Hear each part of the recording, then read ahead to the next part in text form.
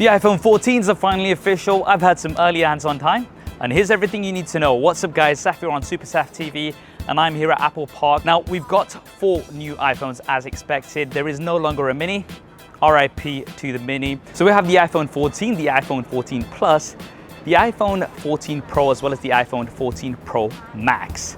Now, the iPhone 14 and the iPhone 14 Plus, incremental updates overall. We've got a similar design. We've still got the notch.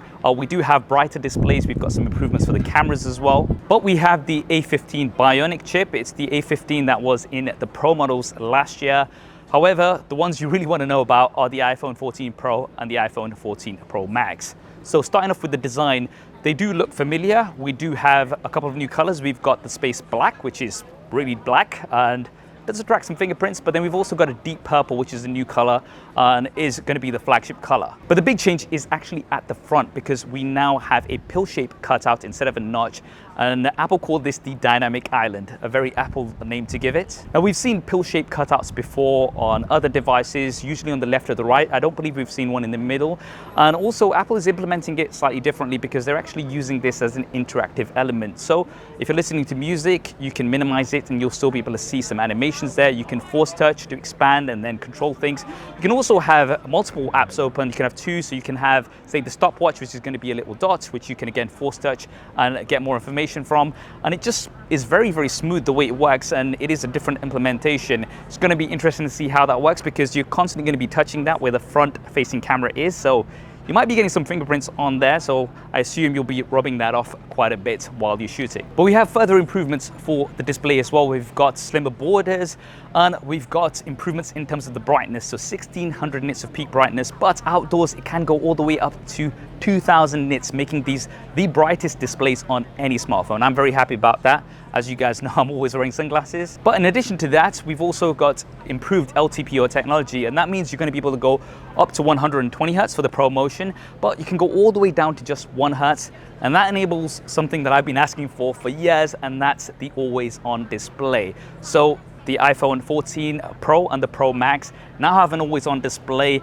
This is quite interesting. You can actually customize some of the widgets that you have on there as well, which is really good. And you'll also still have your wallpaper visible and things like that. That's something that I've not seen on many other always-on displays. Usually it's kind of like a cut-down version. This, you'll be able to see your full wallpaper, whatever it is. It's obviously just going to be dimmer. So this is something that I'm definitely very happy about. Now, for the performance, you do have the A16 Bionic chip, which is of course faster, but it's definitely more efficient compared to what we had last year. So I expect it to be really, really good.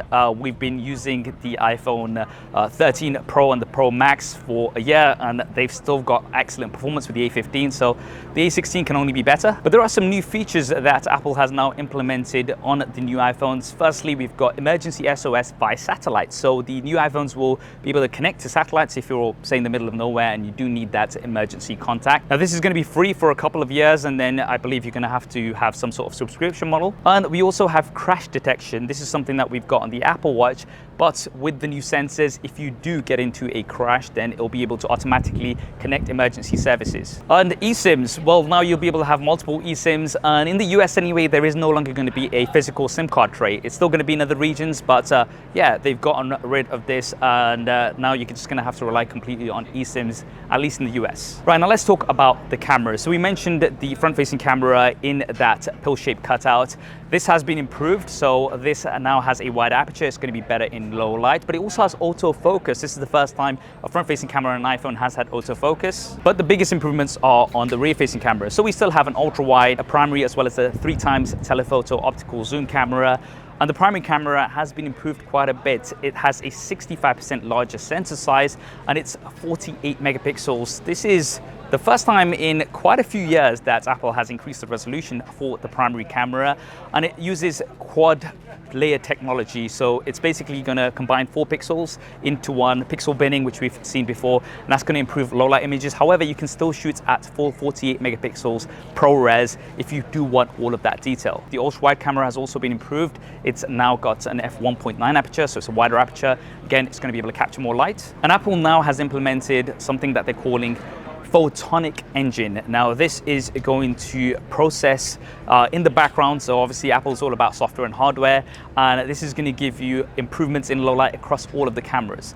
The telephoto camera is still 3 times, and as far as I can tell, hardware wise it hasn't been changed. However, the primary camera, now that it has more resolution, you'll be able to now get 2 times zoom, and this is pretty much just going to crop in to the primary sensor, and you'll be able to also do portraits at 2 times. We also have improvements for video, so now we can do 4K in cinematic mode. Previously we could only do 1080p in cinematic mode, and we've got a new feature called action mode. So this is going to be a gimbal-like stabilization for high action shots.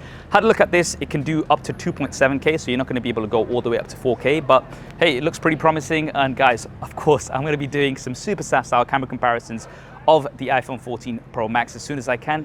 If you don't want to miss those, then be sure to subscribe and hit that bell icon. Now for the battery life, as far as we can tell, the battery life is going to be similar to what we had on the iPhone 13 Pro and the 13 Pro Max, which is really good, although the iPhone 14 Plus will have the best battery life across the board. And finally, for pricing, now this is quite interesting. If you're in the US, the good news is that pricing will start at the same price that the iPhone 13 Pro and Pro Max started at, so that's going to be around $1,000 for the iPhone 14 Pro and around $1,100 for the Pro Max. However, if you're in the UK, the starting price has increased, so £1,100 for the iPhone 14 Pro. And for the Pro Max, starting price is at £1,200. And if you do want to go all the way up to the 1 terabyte version, then that's around £1,750. So that is quite a bit. So that is the iPhone 14 Pro and the Pro Max. I'm really excited to check them out. What do you guys think of them? Do drop me a comment below and let me know. As mentioned, guys, there's going to be lots more iPhone content coming up here. If you haven't already, then be sure to subscribe and hit that bell icon. Hope you enjoyed this video and found it useful. If you did, then do smash that like button for me. Thanks for watching. This is Saf on SuperSaf TV, and I'll see you next time.